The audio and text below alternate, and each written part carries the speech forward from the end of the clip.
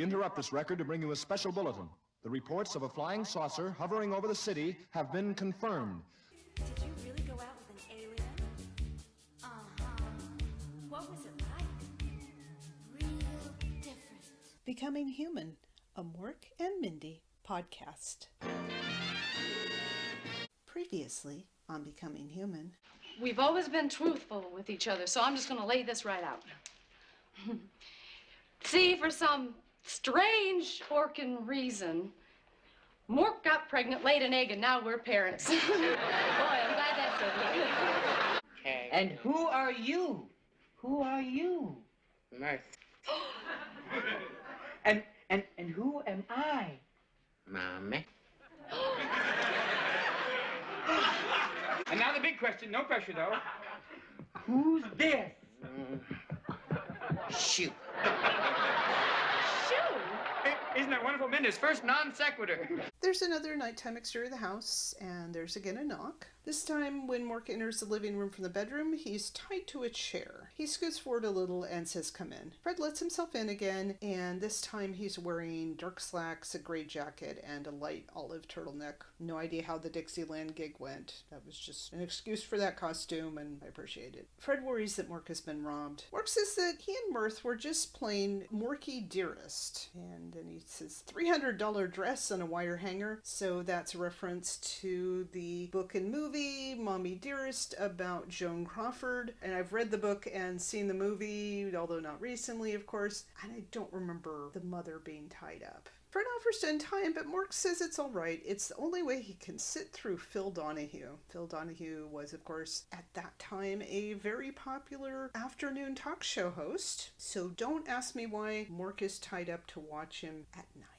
Fred says he sees, because at this point, Fred just has learned to roll with the smaller stuff. You know, having a giant grandson, that's one thing, but Mork being tied to a chair, same old, same old. They both go over to the couch, Mork straightening up as much as he can. Fred starts to say Little Mirth, and then he corrects himself to Big Mirth, and says that he took it by surprise, but the bottom line is Fred is his grandfather. He has a bag from Cottrell's, and says that it's time he started spoiling his grandson. He takes out a baseball bat, cap, mitt, and ball. Mork says, "Oh, football, he's gonna love that." Even though Mork should know the difference between football and baseball by now, considering he is best friends with Exidor, and he was briefly a football cheerleader. Fred says no, it's baseball. Mork says he knew that. That's what you do before you start selling coffee machines. And that's at least the second Joe DiMaggio reference. Fred asks, "Where's the bride?" And I thought that was interesting. It's the second time in the episode that he refers to Mindy as the bride. Mork says, "Oh, Pops, you'd be so proud of her. She's the perfect American father. Comes home late, never plays with the kids, and brings in the paycheck." Mindy is living up to a particular stereotype of American fathers, working hard, neglecting the kids emotionally and in terms of time, but she's a good provider. Fred says he doesn't think that Mork understands what a good father is. So this is an interesting scene with Fred, because a lot of his identity as a person, not just as a character, has to do with being a good father to Mindy and to some degree being a good father-in-law to Mork. Mindy is not using him as a role model of how to be a good father because she never really expected to be a father, and as I said, this is a situation where she just wasn't ready for it and she was not on board with this.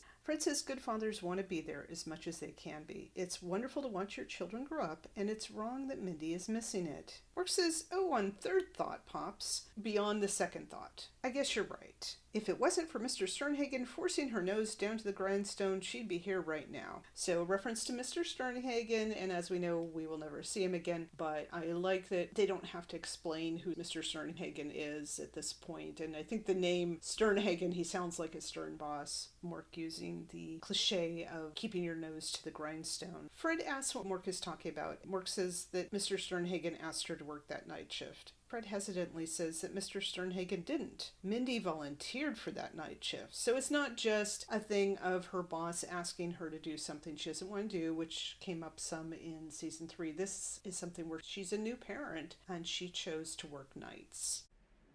Whoa. I feel like I've got to sit down. Oh, you are sitting. Just bend your legs. How convenient. Oh, Mindy asked to work the night shifts? Do you know what that means? I'm afraid I do. Would you tell me?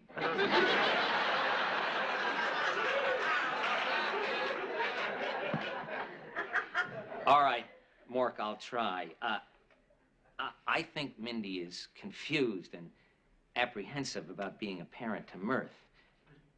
What she needs is time to be close to the child, and then love will take care of the rest. Oh. You're right, Pops. No house of mine's gonna become a broken home. No way. Well, Houdini, watch out. Come on now, we're gonna go find Mindy.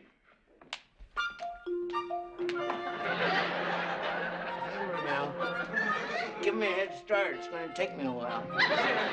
Mork, you're not going to let him go out like that. Oh, you're right. Mirth, go put on your jacket. Fred is really good with Mork here, and just in this scene alone, he's demonstrating how to be a good father. And Mork is trying to understand, but he's still naive in some ways. And I thought it was interesting that Fred uses the gender-neutral term parent for Mindy. It may have to do with he's not comfortable calling her a father, but he recognizes that she's not a traditional mother in this case. But it could also be very sensitive of him. She is a parent. And he believes that if Mindy has enough time, then love will take care of the rest. That Mindy does have a paternal instinct, I guess it would be, but this is still very new to her. If she has the chance, she will come around. I'm guessing that's probably not the first reference to Houdini. I don't know why Mirth is also tied up. Really strange. I mean, even for Orkins and half Orkins, that's a little strange. But I guess it's about the sight gag. And we can see that Fred is also trying to be a good grandpa here, but it's not easy. Isn't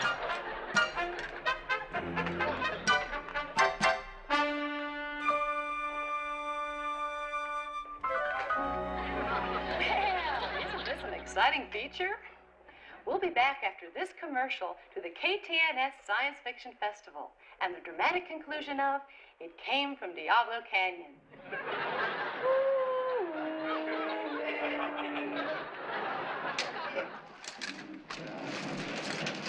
We can see here that they are not as ambitious with costumes and sets as what we got on the episode where they honeymooned on Ork, and that's possible. They just blew a lot of the budget then. But it was still a cute little thing, and plausible small station like KTNS would manage that much of a costume and that size of a set. And this is the KTNS Science Fiction Festival, and I presume it's like an all-night marathon of sci-fi movies. It came from Diablo Canyon. I thought at first that maybe that was just because Diablo means devil, but actually there was a nuclear power plant that opened in 1968, and that's located in San Luis Obispo County in California. It apparently still exists, but I wasn't sure if that was like an anti-nuclear joke or not. I couldn't tell if the extra who's playing the cameraman is the same one as we got before, but that's definitely not Jake, who we will see, I think, once more. Mork leads Mirth in, but from stage left rather than stage right, which is usually where visitors come in. Mirth is now wearing the baseball cap, and he has the mitt and ball. I presume he left the bat at home. And no, Mirth is not tied to a chair anymore. Mork tells Mindy he got here as fast as he could. She stands and asks what he's doing here and why Mirth is up so late.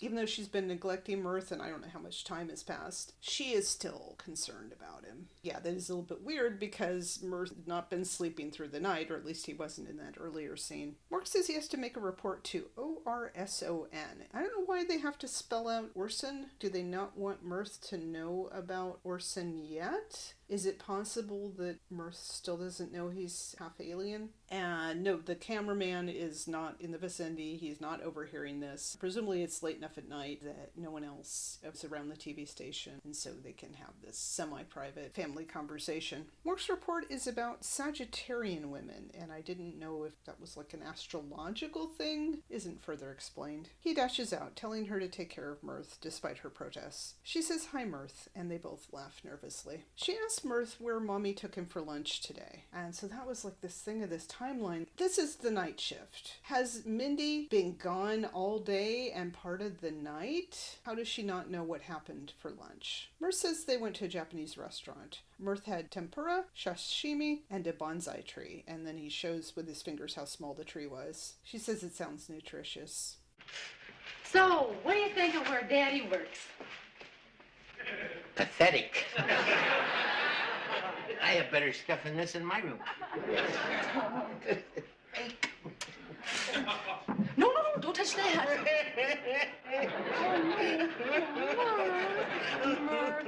Daddy didn't mean to scare you. It's just that Daddy's rocket ship is not a toy. When's Mommy coming back? Soon, I hope.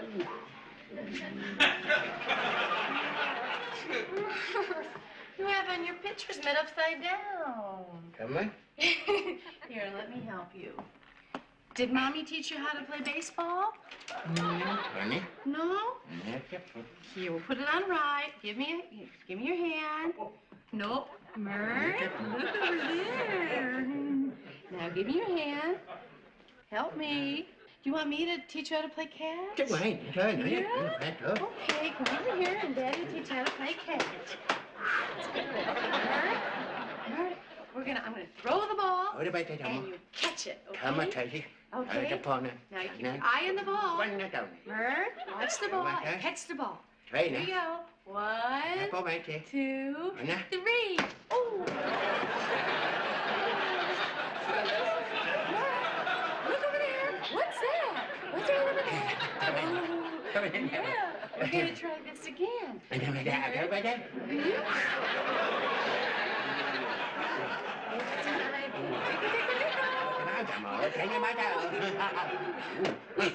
Remember, this time I'm gonna throw it, and you catch it in the mitt. Okay? You catch it in the mitt. Okay, here we go. Watch the ball. 1, 2, 3. And they call this a national pastime? This time, Daddy knows you're gonna catch the ball. Put the mitt like this. Okay, here we go. 1, 2, 3.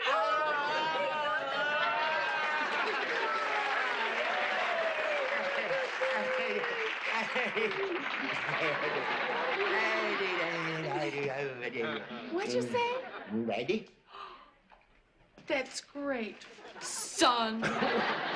When Mirth said that this was pathetic, I wrote, what a brat, because he's just really getting on my nerves. And I had to remind myself, like, well, at this point, he's probably at the terrible twos, and sometimes small children say hurtful things without realizing it. And she has to tell him that Daddy's rocket ship is not a toy because, we've seen he can be destructive. She doesn't want him to break apart the set. He wants to know when Mommy's coming back, and Mork is trying to watch from the window on the stage right door without being seen. And then Daddy teaches him to play catch and succeeds after many tries. When he's getting frustrated, he says he can't see how this is the national pastime. So even though his father has trouble telling apart baseball and football, somehow he knows that this is the national pastime. There's a lot here that's just things done for a joke. Mirth learns to say daddy, and Mindy sounds kind of paternal when she says, "That's great, son," and pats him on the shoulder. As Mork returns to the room, Mindy asks if Mirth wants to try to catch again. He says no. Mork asks if there's room for one more, like now he's intruding. Mindy realizes that there was no emergency. He says the emergency was that she didn't feel part of the family. She admits that she has been running away. She says she's going to quit this night job so she can spend all her time with the two of them.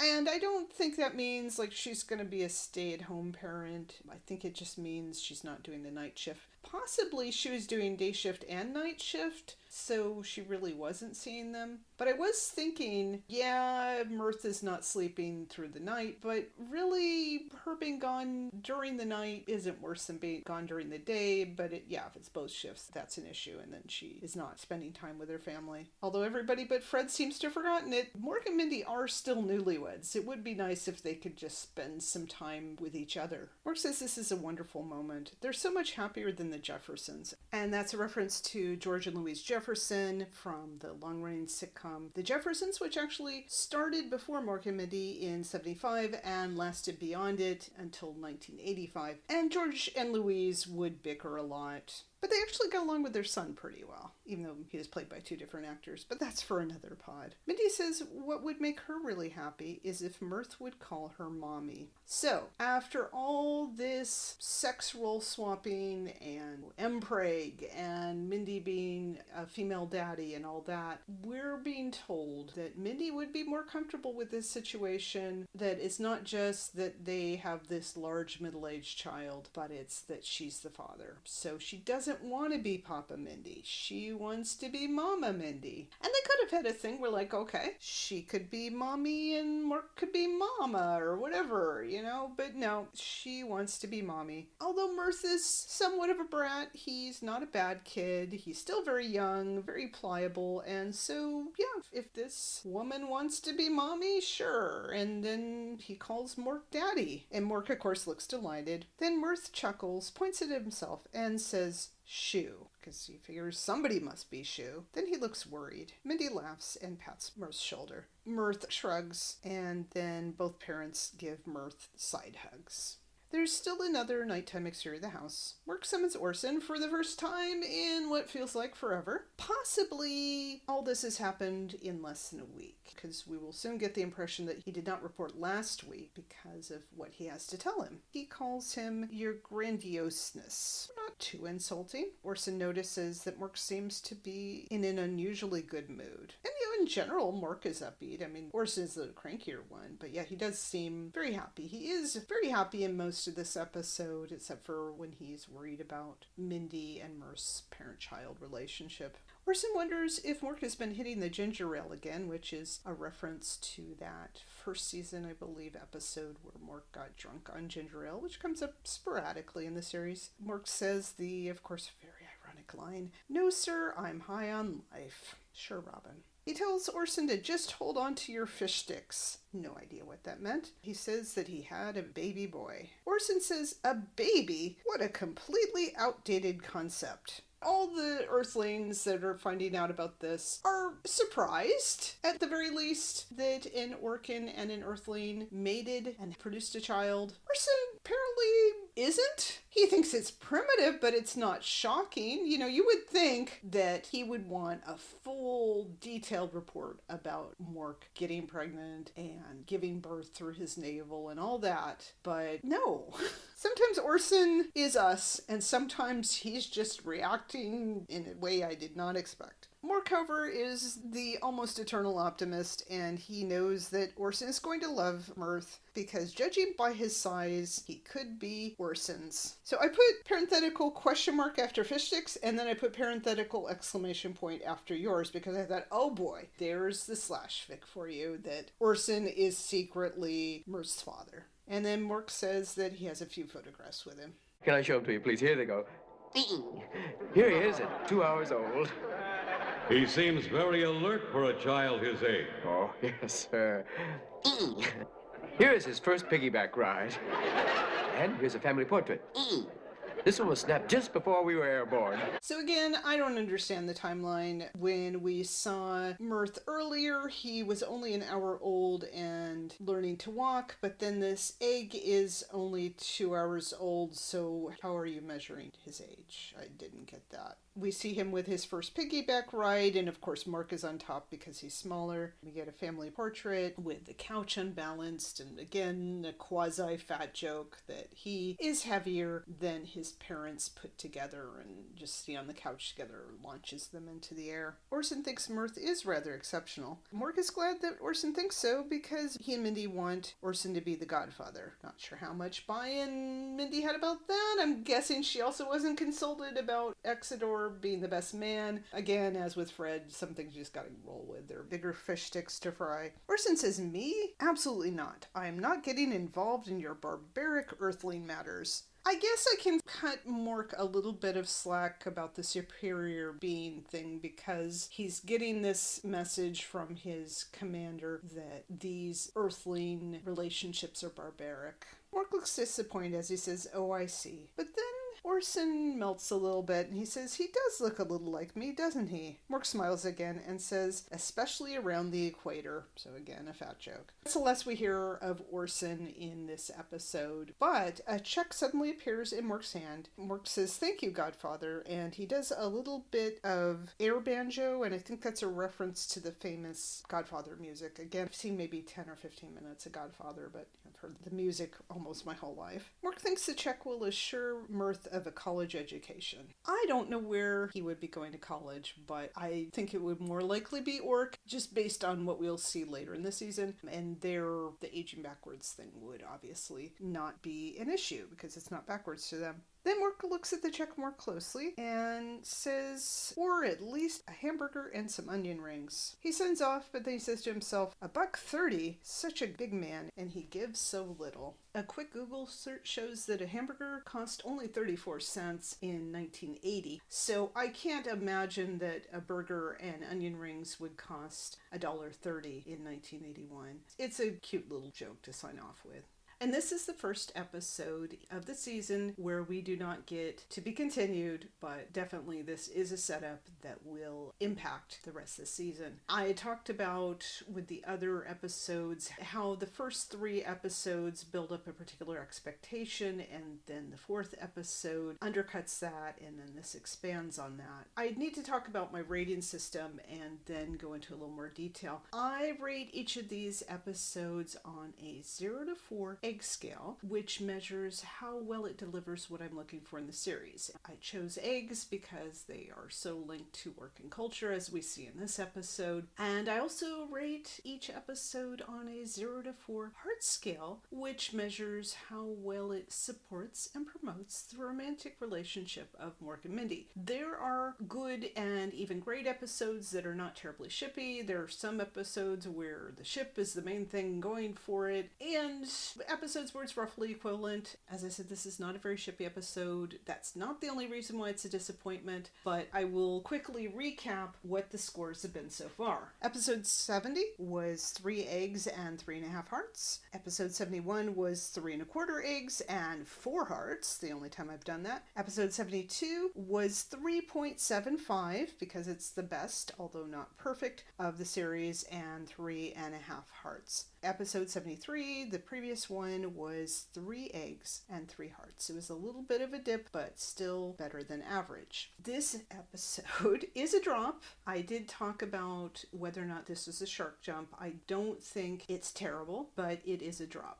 I gave it 2.5 eggs and 1.5 hearts. I do think there's some good stuff here. Like I said, the Exodore stuff was fun. He did enhance that first scene. Fred has 2 scenes with some gentle humor, but also some common sense, as well as some of the old Fred from the first season feeling like Mindy Mork was ruining her life, but kind of having to pull back and say, well, okay, they're a couple. That is my grandson. How can we work with this? How can I support Mindy and Mork, and for that matter, Mirth? And so kind of rolling with it. But yeah, I have felt already this season like Mindy was being railroaded into things. She loved Mork, but wasn't ready to get married, and certainly not that quickly, even more so with becoming a parent, and then this whole thing of, well, you're the father, but you're not going to get to be what your father was to you, and then her backing away even more. That's hard, because it's not like Mindy is bad with children. She, ironically, has less experience parenting Earth children than Mork does, because he worked in the daycare and he had that bond with Eugene, although that was more of a friend thing. He talks to kids more often. Those are older kids. Those are school-age kids. Mindy hasn't really had much experience around babies, I think. Certainly not a baby like this. And she is not adapting well. Much of the episodes, she and Mork, again, are not communicating well. In some of the episodes earlier in the season, they were at least able to have sit-down talks and say, this is what I'm thinking and feeling, and checking in with each other. And they don't really do that directly. Fred is sort of the go-between on that. Then Mork decides that he needs to step back and have Mindy spend time with Mirth. And so ironically, what she ends up doing is the stereotypical father thing of playing catch with your son. That seems to break the ice for both her and Mirth. And then at the end, it's kind of switched around. It's like, okay, well, really, she's going to be the mommy and Mork is going to be the daddy, no matter who gave birth to this kid. And this kid, I still consider Glenda Faye the most annoying regular character on the series, but I'm not warming up to Mirth yet. I don't hate him, but I don't particularly like him. Sometimes when you get a child added to the series, it can be a cute kid, it can be an annoying kid, but it does change the dynamic, and the fact that it's played by a middle-aged man who was a comedy legend that I don't personally find funny is tough. And I was thinking about this. Obviously, they wanted this to be a role for Jonathan Winters, and I guess they didn't want to make him into another neighbor or something. Let's put him right in the family. Let's make him their kid with the aging backwards thing. But I thought about this, like, what if it was Paul Lynde? Because Paul Lynde was around that age, and he could say really catty and even bitchy things, and it was funny and just hit my particular sense of humor. It would have been a different dynamic. I loved Paul Lynde, but he wasn't exactly a warm, cuddly kind of person, which I could see Jonathan Winters could be at times. And obviously he wouldn't necessarily have meshed with this cast. That would be one direction that they could have taken. I was trying to think of an actor who would have played it innocent and serious. Nobody of that generation immediately came to mind, but maybe like a younger Jimmy Stewart or something. Just didn't really click for me, both the casting and the writing. And what Jonathan Winters does with it, that is part of that problem, that he's my least favorite element of the episode, and yet you have to have him for the episode to happen and to be reacted to. The ship thing. We're not dropping real low. And I thought, well, maybe I could say it's a 2 because Fred keeps calling her the bride and he's shipping them. And again, I understand Mork as a parent has to put the child first in some ways, but I felt like he was not being considerate of Mindy enough. He was somewhat affectionate. The thing in the previous episode where she wanted to go out and make snow angels and just do these sweet romantic kind of things. She's also very flirty, and that's gone. She spends the whole episode worrying about how to be a good father, how to be romantic under those circumstances. With stronger writing or just a slightly different slant to it, they could have had it be that this is putting a strain on their relationship. She doesn't feel as romantic because they've got this baby sleeping in the room, or she feels like she's a bad dad and so she doesn't feel affectionate with Mork. But that's just not the focus here. And I understand because that's not what the episode's about. But the thing is, they only got married 3 episodes ago. So that bait and switch thing just really ugh. There will be less Mirth-centric episodes later in the season, but he definitely is an element. There may be ones where I enjoy him more, but in a different way than Mindy, I'm kind of stuck with him. I mean, I could stop doing the pod, but I want to keep going and see what happens. I'm not going to fly to Brazil. I will live up to my duties, but I may get very snarky about this, so be prepared. And at the same time, I will let you know the things I enjoy. And this, like I said, is still above average. 2.5 is not terrible, but it is a drop. I don't think this is something where they kind of course correct. Like they were going in a particular direction in season 2, and then they shifted gears about halfway through. I don't think we get that exactly, though there definitely are some bizarre turns and things that are in a way are more like season 2, but with Mirth along for the ride. 2.5 eggs, 1.5 hearts. This is Paula Schaffner with Mama Mork, Papa Mindy. Stay tuned for the rest of the Science Fiction Festival.